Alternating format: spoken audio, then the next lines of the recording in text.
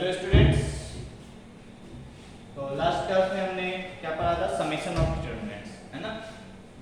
आसान सा टॉपिक था। तो और एक दो टॉपिक है छोटा छोटा और आसान आसान, ठीक है? क्या है? तो पहला है डिफरेंशिएशन ऑफ डिटरमिनेंट्स, ठीक है? डिटरमिनेंट का डिफरेंशिएशन, ठीक है क्या? तो सपोज करो एक डिटरमिनेंट है f1x, f2x, f3x,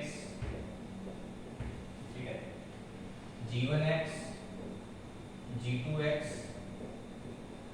g3x, h1x, h2x and h3x, ठीक है? से एक डिटरमिनेंट है, ठीक है, जो x का बेसिकली फंक्शन है, ठीक है? और इसका डिफरेंशिएशन करना है, ठीक है?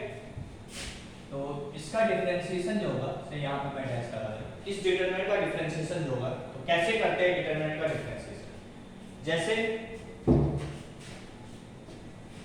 कैसे करते हैं डिटरमिनेंट का डिफरेंशिएशन? या तो किसी एक रो को एट ए टाइम डिफरेंशिएट करो या किसी एक कॉलम को एट ए टाइम डिफरेंशिएट करो, ठीक है? कहने का मतलब सपोज करो मैं इसको रो वाइज डिफरेंशिएट कर रहा हूं, ठीक है? तो पहले फर्स्ट रो डिफरेंशिएट करेंगे इन दोनों को एज इट इज रखते हुए, फिर सेकंड रो को डिफरेंशिएट करेंगे इन दोनों को एज इट इज रखते हुए, एंड फिर थर्ड रो को डिफरेंशिएट करेंगे इन दोनों को एज इट इज रखते हुए। देखो कहने का मतलब क्या है? f1-x, f2-x, f3-x, ठीक है? और इन दोनों रो को एज इट इज रखो, g1x, g2x, g3x,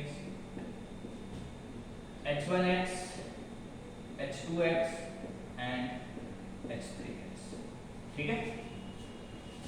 अभी पूरा नहीं हुआ, ठीक है ना? पहले इस रो को डिफरेंशिएट किए, या तो रो वाइज डिफरेंशिएट कर सकते हैं या कॉलम वाइज। यदि रो वाइज कर रहे हैं तो पहले इस रो को प्लस, ठीक है, मैं यहां लिख रहा हूं, ठीक है, प्लस दूसरे, अब पहले रो को एज इट इज रख दो, f1x, f2x एंड f3x, और सेकंड रो को डिफरेंशिएट कर दो, मतलब g1-x, g2-x, g3-x, ठीक है? फिर नीचे वाले को भी एज इट इज रहने, मतलब एक रो को एक टाइम पे डिफरेंशिएट करना है और तीनों रो को एक एक बार डिफरेंशिएट करना है। फर्स्ट रो को किए दोनों को as it is, second row को किए इन दोनों को as it is, and plus third row को डिफरेंशिएट करेंगे, ठीक है? फर्स्ट और सेकंड को एज इट इज रख देंगे, तो f1-x, f2-x, f3-x, और यहाँ पे सॉरी इसको क्यों डिफरेंशिएट करना है? इस सब ये दोनों रो को तो एज इट इज रख देंगे, f1, f2, f3, g1, g2, g3, फिर इसको डिफरेंशिएट कर देंगे, h1-x, h2-x एंड h3-x, ठीक है क्या? तो ये होगा किसी एक डिटरमिनेंट का डिफरेंशिएशन। पहले या तो यदि रो वाइज कर लो तो एक रो को डिफरेंशिएट करो, बाकी दो को कांस्टेंट, दूसरे को किए तो पहला तीसरा कांस्टेंट, तीसरे को किए पहला दूसरा कांस्टेंट। तो एक डिटरमिनेंट का डिफरेंशिएशन में यदि ऑर्डर 3 का है तो 3 डिटरमिनेंट आए, यदि ऑर्डर 4 का होता तो 4 आता, ऑर्डर 5 का होता तो 5 आता, ठीक है ना? ऑर्डर 2 का होता तो 2 डिटरमिनेंट आता। तो ये है तरीका बेसिकली किस डिटरमिनेंट को डिफरेंशिएट करने का। जैसे मैंने रो वाइज किया है ऐसे ही तुम कॉलम वाइज भी कर सकते हो। इसको करो इन दोनों को एज इट इज, फिर इसको करो इन दोनों को एज इट इज, एंड फिर इसको करो तो इन दोनों को एज इट इज, ठीक है क्या? आई होप ये तुम्हें क्लियर होगा कैसे डिटरमिनेंट का डिफरेंशिएशन हुआ, ठीक है? नोट कर लो इसको।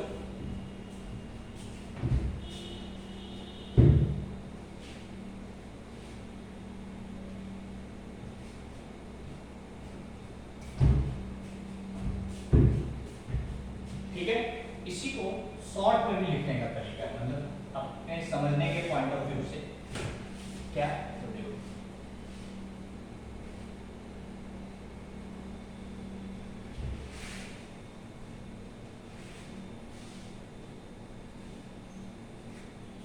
क्या है, से डेल्टा x जो है वो कुछ f1x या मतलब इसी चीज को, चलो मैं फिर से लिख दे रहा हूँ, f1x f2x f3x g1x g2x and g3x h1x h2x and h3x। ठीक है, इसी को मैं शॉर्ट में क्या लिख दूंगा, यदि मैं रो वाइज डिफरेंशिएट करना चाहता हूं तो मैं ऐसे लिख दूंगा r1 r2 r3। ठीक है, r1 मतलब ये पूरा, r2 मतलब ये पूरा, r3 मतलब ये। और इसका डिफरेंशिएशन डेल्टा डैश x को मैं कैसे लिखूंगा, यदि रो वाइज डिफरेंशिएट करना है तो मैं क्या करेंगे, पहले फर्स्ट रो को डिफरेंशिएट करना है तो r1 का डिफरेंशिएशन लिख दिए, r1 डैश r2 r3 को एज इट इज।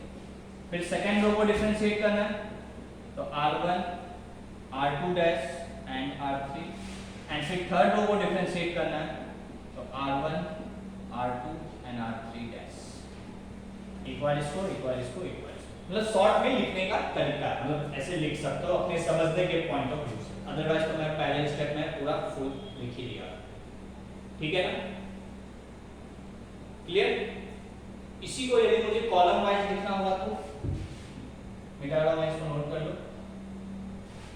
तो डेल्टा x में क्या लिख सकता हूं, c1 c2 c1। ठीक है, तो डेल्टा डैश x क्या होगा, कॉलम वाइज यदि करना है, जैसे रो वाइज किए तो वैसे कॉलम वाइज भी कर सकते हैं। तो डेल्टा डैश x क्या होगा, c1 डैश तो इन दोनों को एज इट इज, प्लस फिर c2 डैश तो बाकी दोनों को एज इट इज, एंड फिर तीसरे वाले को करना है तो c3 डैश और ये सब एज इट इज। ये हो गया कॉलम वाइज। ठीक है, तो differentiation we can do either by row wise और कॉलम वाइज। ठीक है ना, तो ठीक है, यहाँ पे तो नोट डाल के लिख सकते हो, we can differentiate, we can differentiate the determinant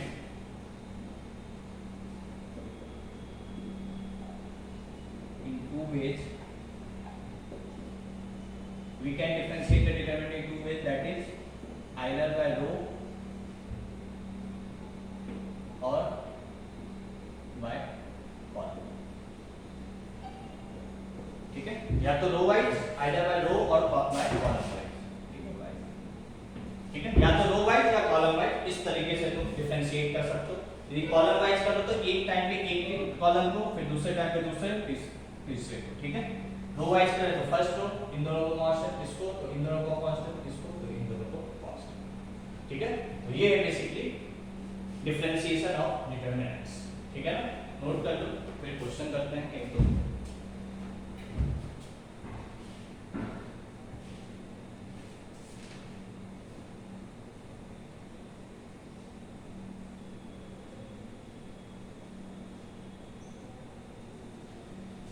ठीक है,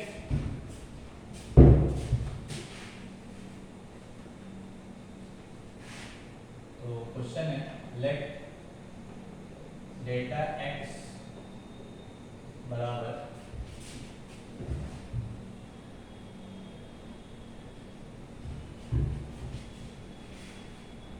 से x² 2x 5 3x 7 6x³ 4x²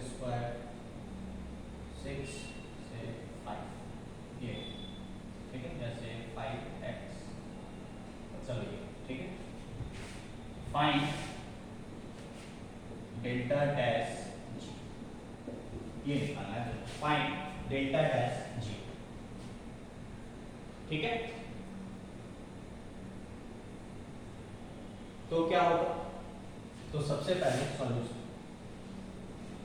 ठीक है, तो सबसे पहले तो मुझे डेल्टा डैश x निकालना पड़ेगा, है ना, और डिफरेंशिएट या तो रो वाइज या कॉलम वाइज कर सकते हैं। ठीक है, तो कोई भी एक रो या एक कॉलम उठा लो, मतलब यदि रो वाइज करना चाहते हो तो फिर रो वाइज ही चलेगा, कॉलम वाइज करना चाहते हैं तो फिर कॉलम वाइज ही करें। ठीक है ना, तो से मैं रो वाइज कर रहा हूं। ठीक है, या से चलो कॉलम वाइज करते हैं। ठीक है, तो तीन डिटरमिनेंट तो आएगा, मैं क्या कर रहा हूं, कॉलम वाइज कर रहा हूं। ठीक है, मतलब पहले इसको फिर इसको फिर इसको, क्या होगा x स्क्वायर का डिफरेंशिएशन 2x, तो इन दोनों को एज इट इज रख दो यहाँ पे 2x 3 और 4 2 जा 8x, ठीक है क्या? इसको किया, अब इसको करना, तो इसको एज इट इज रख दो, ये वाला रखना है, ये वाला नहीं, ठीक है ना? 2 0 0, ये एज इट इज रख दो 5 6x क्यूब 5x, ठीक है क्या? प्लस अब इन दोनों का एज इट इज रख दो, तो x square 3x 4x square 2x 7 6, 5 का डिफरेंशिएशन 0, 6x क्यूब का 18x स्क्वायर और 5x का 5, ये तो हो गया डेल्टा डैश x, बट मुझे निकालना क्या है? डेल्टा डैश 0, तो x की जगह क्या रख दें? पहले 0, ठीक है?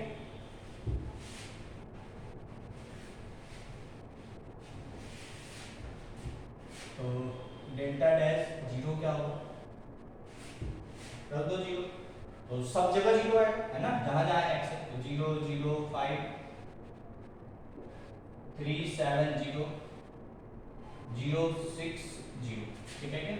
प्लस 0 0 0 2 0 0 5 0 0, ये तो ऐसे ही खत्म हो जाएगा, 0 0 0 6 7 0 0 0 एंड 5, ये हो गया, ठीक है क्या?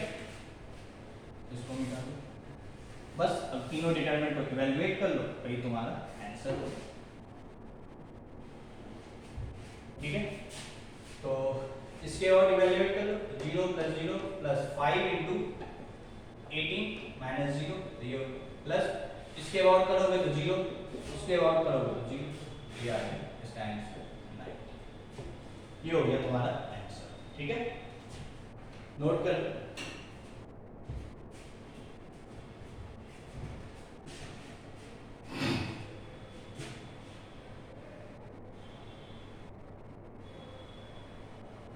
ठीक है, यहाँ तक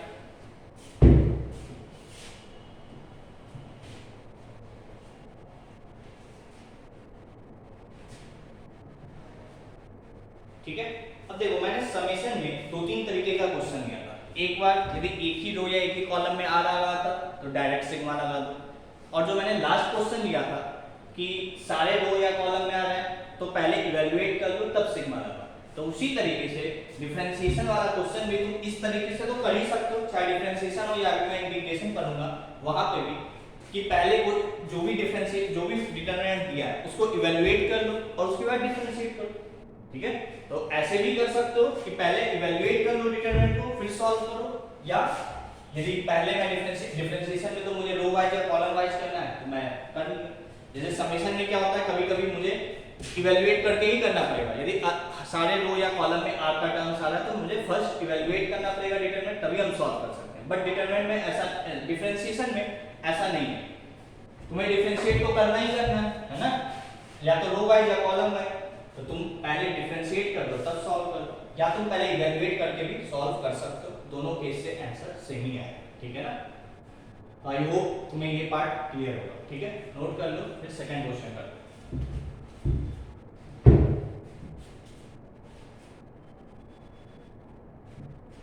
ठीक है, नेक्स्ट क्वेश्चन,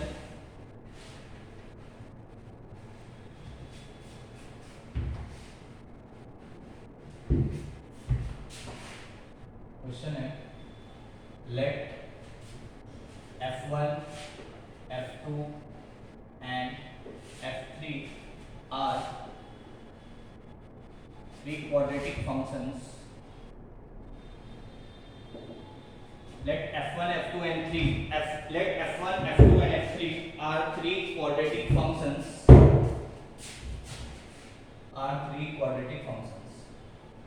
ठीक है, या three quadratic expressions, three quadratic functions, and g of x is equals to f1 f2 f3, सारा कुछ x का फंक्शन है, ठीक है ना, f1 dash f2 dash f3 dash f1 double dash f2 double dash f3 double dash, ठीक है, and g of x बराबर दिस, ठीक है?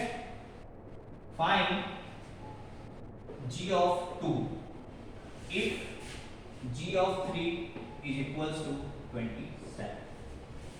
ठीक है, तुम्हें g of 2 की वैल्यू निकालना है और गिवन है कि g of 3 की वैल्यू क्या है 27। ठीक है क्या? तो नोट कर लो क्वेश्चन पहले।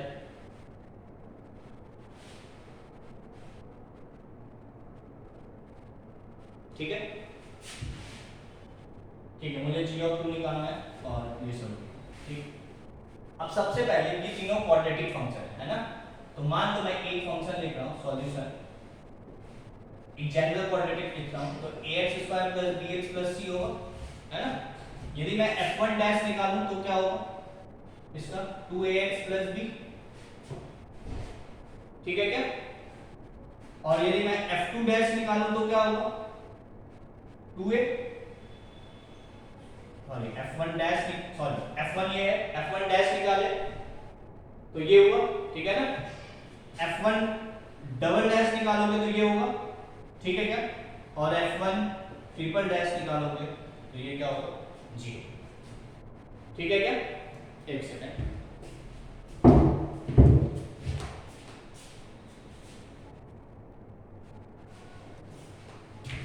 ठीक है।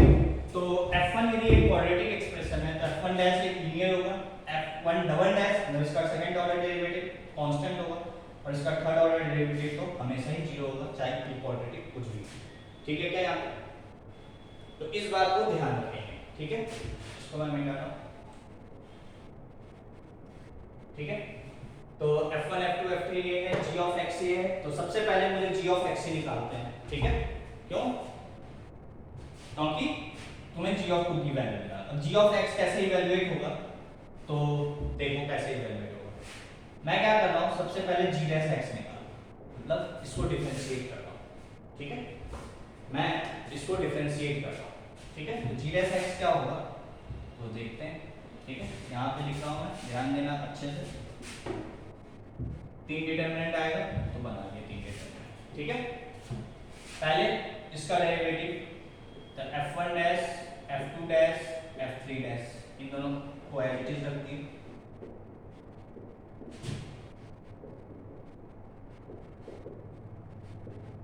ठीक है क्या? फिर इसको एज इट इज रख दो, सेकंड वाले का derivative f1 double dash f2 double dash f3 double dash और इसको ऐसे ही रख दो। ठीक है, फिर इन दोनों को एज इट इज रख दो, f1 f2 f3 f1 dash f2 dash f3 dash और इसका डिफरेंशिएशन, तो यहाँ पे थर्ड ऑर्डर का आ जाएगा डेरिवेटिव। ठीक है क्या यहाँ तक? ठीक है, अब देखो, यदि ध्यान से देखोगे तो क्वेश्चन सॉल्व हो गया। कैसे?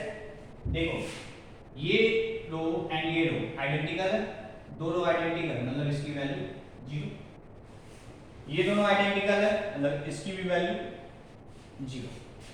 यहाँ पे आइडेंटिकल नहीं है, ठीक है ना, बट ये थर्ड ऑर्डर डेरिवेटिव मैंने जो एक क्वाड्रेटिक एक्सप्रेशन लिया था उसको यदि 3 बार डिफरेंशिएट करेंगे तो क्या है 0।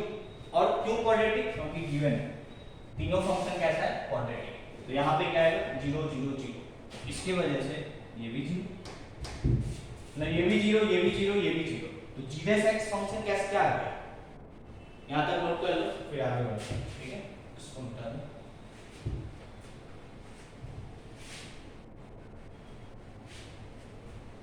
तो यहाँ देखते हैं पहले क्या आ गया, g डैश x बराबर क्या आ गया 0 + 0 + 0 दैट इज 0, मतलब g डैश x जो है हमेशा 0। तो gx फंक्शन कैसा होगा, इसको इंटीग्रेट कर लो तो 0 का इंटीग्रेशन क्या होगा एनी कांस्टेंट होगा, से c और c क्या है c इज एनी कांस्टेंट,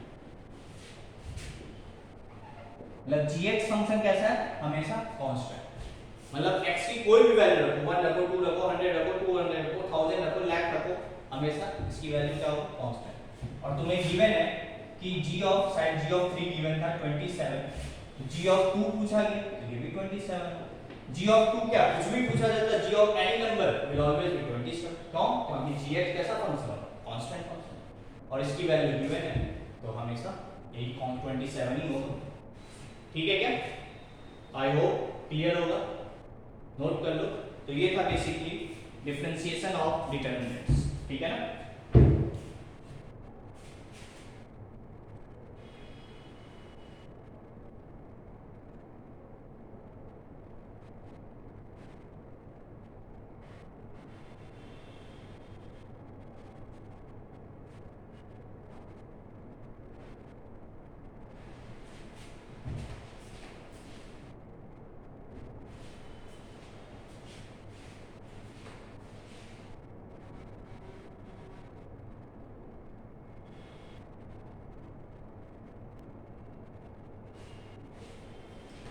ठीक है यहाँ तक। तो ये था बेसिकली क्या, डिटरमिनेंट, डिफरेंशिएशन ऑफ डिटरमिनेंट्स, ठीक है। अब ऐसे ही इंटीग्रेशन ऑफ डिटरमिनेंट्स भी पढ़ेंगे, ठीक है। वो थोड़ा सा डिफरेंट है, ठीक है ना। वो समेशन भी रहता है कि यदि समेशन आता है, ठीक है, सुन लो मेरी बात। डिफरेंशिएशन में क्या था कि सारे रो और या सारे कॉलम्स डिफरेंशिएट होते हैं वन बाय वन, है ना। बट इंटीग्रेशन में ऐसा नहीं है। इंटीग्रेशन में जिस रो या कॉलम में वेरिएबल होगा उस रो या कॉलम के अंदर हम इंटीग्रेशन ले जा सकते हैं, या यदि मान लो सारे रो कॉलम में वेरिएबल है तब पहले हमको इवैल्यूएट करना पड़ेगा उस डिटरमिनेंट को, तभी हम इंटीग्रेट कर सकते हैं, ठीक है ना। तो नेक्स्ट हेडिंग है इंटीग्रेशन ऑफ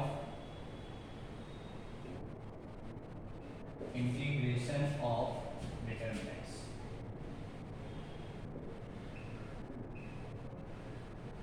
ठीक है, इंटीग्रेशन ऑफ डिटरमिनेंट्स। तो सबसे पहले इसमें लिख लो, if variable is present only in one row, if variable is present only in one row or column, ठीक है। यदि वेरिएबल एक ही रो या एक ही कॉलम में प्रेजेंट है, then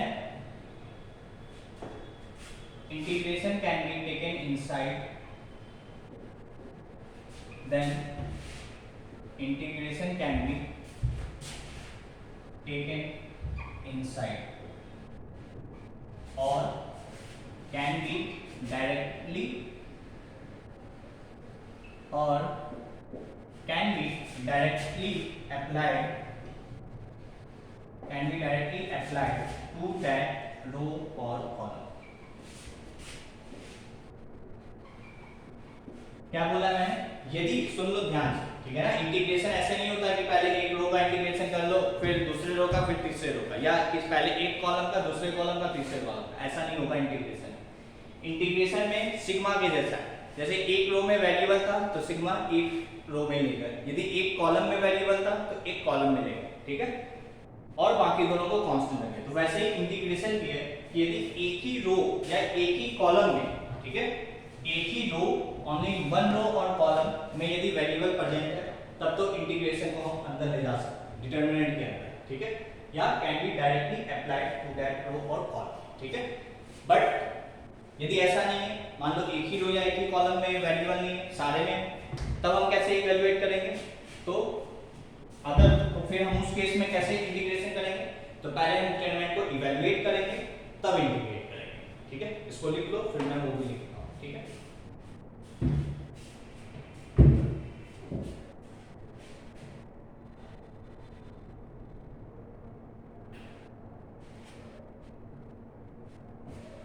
ठीक है, तो यहां लिख लो, अदरवाइज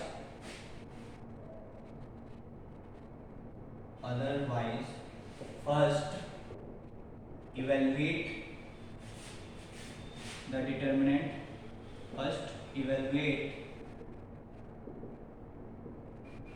क्या है, otherwise first evaluate the determinant and then integrate,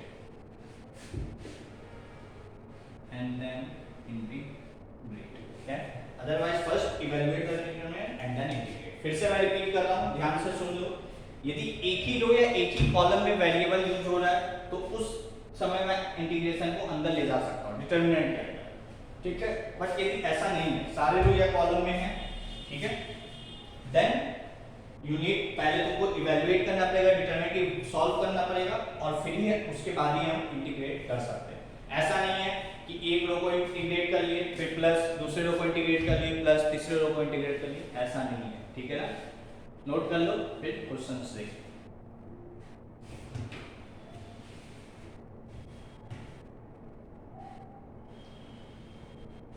ठीक है,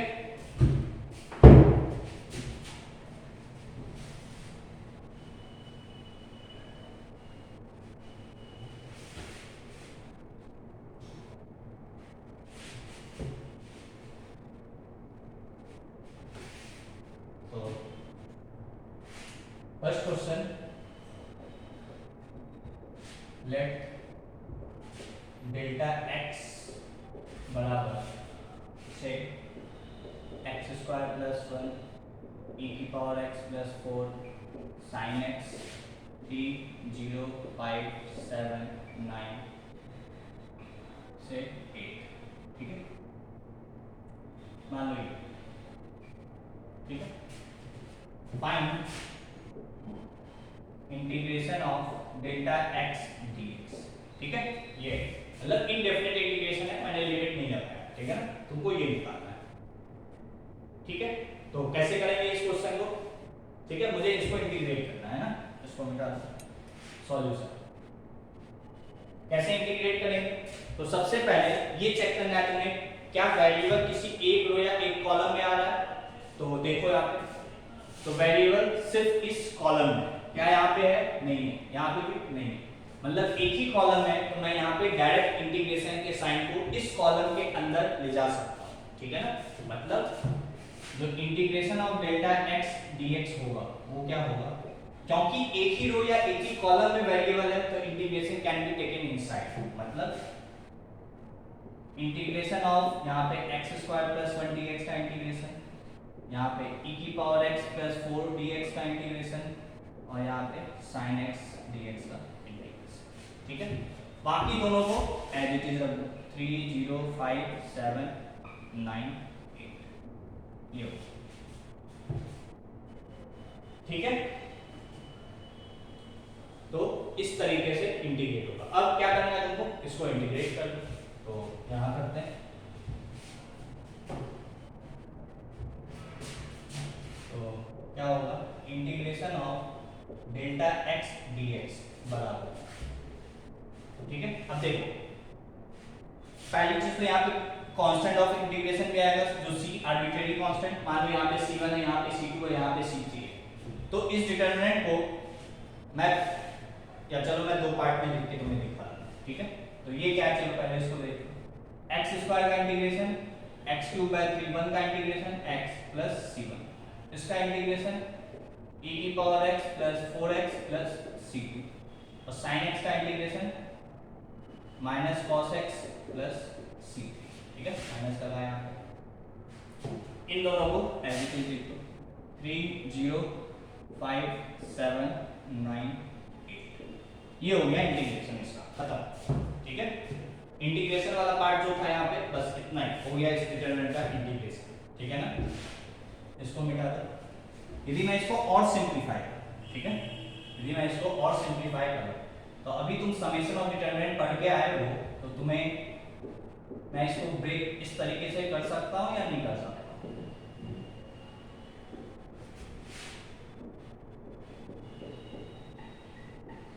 मैं इस कॉलम के अबाउट ब्रेक कर रहा हूं जिसमें वेरिएबल वाला पार्ट अलग लिख रहा हूं प्लस कांस्टेंट वाला पार्ट अलग लिख रहा हूं,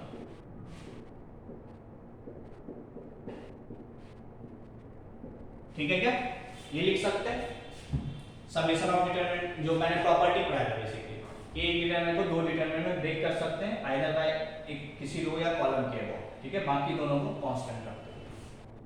अब इस डिटरमिनेंट की कुछ वैल्यू होगी, है ना, और इस वैल्यू को मैं एक नए कांस्टेंट से c से रिप्लेस कर देता हूं, ठीक है, कोई दिक्कत, तो इसको मैं बोल दिया c। तो तुम्हारा फाइनल आंसर क्या हो गया, डेल्टा एक्स dx बराबर ये वाला पार्ट, ठीक है, ये तो है प्लस c, मैं यहीं पे चेंज कर दिया हूं, तुम्हें आगे लिखना पड़ेगा प्लस c, मतलब यहाँ पे C1 C2 C3 न लिख के तुम डायरेक्ट आखिरी में क्या कर दो, एक प्लस सी लगा दो। ठीक है, ठीक है क्या? सी क्या होगा, ये। ठीक है, तो यदि इनडेफिनिट इंटीग्रेशन है तो एक रो या एक कॉलम में वेरिएबल है तो इंटीग्रेशन को अंदर ले जा सकते हो, चाहे इंडेफिनिट हो या डेफिनिट हो। ठीक है, बट यदि सारी जगह है, मिक्स टाइप का है, तो तुमको पहले इवैल्यूएट करना पड़ेगा तब इंटीग्रेट होगा।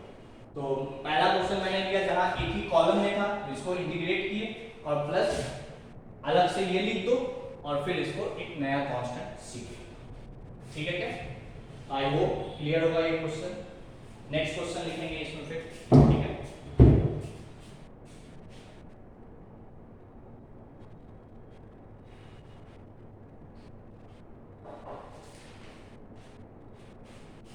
ठीक है यहाँ, तो इसको मिटा दो।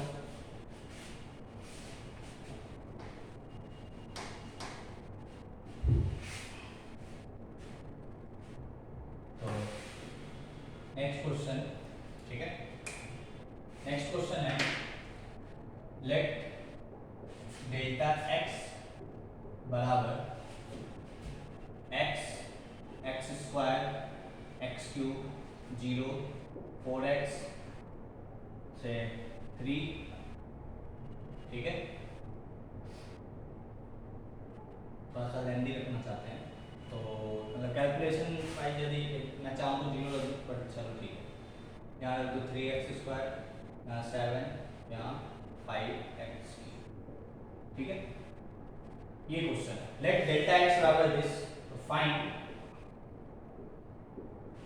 Integration of delta x dx from से 0 to 1। ठीक है, ये निकालना है इसका तुमको। ठीक है क्या? तो अब देखो, ठीक है, अब सबसे पहला स्टेप, क्या मैं इंटीग्रेशन को डायरेक्ट अंदर यहीं पे ले जा सकता हूं या नहीं? सबसे पहले तुम्हें ये डिसाइड करना है। तो क्या किसी एक रो या एक कॉलम में ही वेरिएबल है और बाकी कहीं नहीं है? चलो देखते हैं। इस रो में है वेरिएबल, हाँ है, तो इन दोनों क्या कांस्टेंट है? नहीं, मतलब रो वाइज तो नहीं कर सकते। इस कॉलम में भी वेरिएबल है, इसमें भी वेरिएबल है, इसमें भी वेरिएबल, मतलब सारे रो एंड सारे कॉलम्स में वेरिएबल है, तो मैं डायरेक्ट इसको इंटीग्रेट नहीं कर सकता। तुमको इसको इंटीग्रेट करने के लिए क्या करना पड़ेगा? तो पहले इस डिटरमिनेंट को इवैल्यूएट करो जो कि x के टर्म्स में आएगा, और फिर उसको इंटीग्रेट करो 0 to 1। समझ में आ गई क्या बात? तो देखो इसका सॉल्यूशन, तो क्या होगा डेल्टा x, क्योंकि एक 0 मुझे यहाँ दिख रहा है तो मैं इसके अबाउट इवैल्यूएट कर दे रहा हूँ। ठीक है, क्या होगा? Plus minus plus, x into 4 5 20 x की पावर 4 माइनस 21। ठीक है, ये हो गया, प्लस माइनस 0 और प्लस 3x स्क्वायर, इसका this into this 3x square है ना, माइनस 4x की पावर 4, माइनस 4x की पावर 4। ठीक है, तो मल्टीप्लाई कर लो पहले इसको, तो 20x की पावर 5। ठीक है क्या? 20x की पावर 5 माइनस 21x प्लस इसको मल्टीप्लाई कर लो तो 9x की पावर 4 और 4 3 जा 12x की पावर 6। ये आ गया। ठीक है क्या? तो तुम्हें डेल्टा x नहीं निकालना, तुम्हें इसका इंटीग्रेशन फ्रॉम 0 to 1 है ना, तो पहले इसको इवैल्यूएट करेंगे। ठीक है क्या? तो चलो और इसको अच्छे से लिख लो, माइनस 12x की पावर 6 प्लस 20x की पावर 5 प्लस 9x की पावर 4 माइनस 21x। ठीक है, ऑर्डर। ठीक है क्या? बस अब इसको इंटीग्रेट कर दो, तो इसका ये तो पॉलिनोमियल फंक्शन है, सबसे आसान इंटीग्रेशन है ना। तो integral of delta x dx from 0 to 1, तो क्या होगा?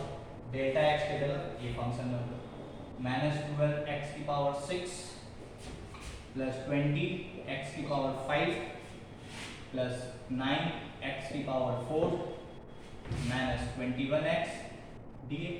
तो कहाँ से कहाँ तक? 0 से लेके 1 तक। ठीक है क्या? बस हो गया, इसको मिटा दो, बस इंटीग्रेट कर, इंटीग्रेशन तो आता ही। माइनस 12x की पावर 7/7 प्लस 20x की पावर 6/6 प्लस 9 x की power 5/5 minus 21 x square by, bracket लगा दो, कहाँ से कहाँ तक, 0 से 1 तक, 1 रख दो, क्या आ जाएगा, -12/7 प्लस 20/6 प्लस 9/5 माइनस 21/2, 0 रखोगे तो ये भी 0, ये भी 0, ये भी 0, ये भी 0, ठीक है क्या? बस इसको इवैल्यूएट कर लो। अब एलसीएम लोगे तो क्या होगा, इन तीनों का एलसीएम मुझे लग रहा है 30, तो एलसीएम आ जाएगा 210, ठीक है क्या? 30 तो 12 3 जा 360, ठीक है, प्लस, ठीक है क्या? इससे क्या होगा, तो 35 आएगा सर, है ना, 35 6 जा 210, 105, हाँ, तो 35 into 2 700 प्लस 5 से 42, है ना, तो 42 9 जा 420 में से 42 घटा दो तो 378, ठीक है क्या? और 2 से 105, है ना, 2 से 105, तो 21 इंटू बेसिकली 105 करना है ना, इंटू 2 कर दो तो 21 इंटू 210 ऑन 4410/2, ठीक है, तो 2205 माइनस 2205, ठीक है, सॉल्व करना है, तुम चाहे जैसे कैलकुलेशन करो, ठीक है, मेरा जैसे मन करे मैं वैसे करूँ, ठीक है क्या?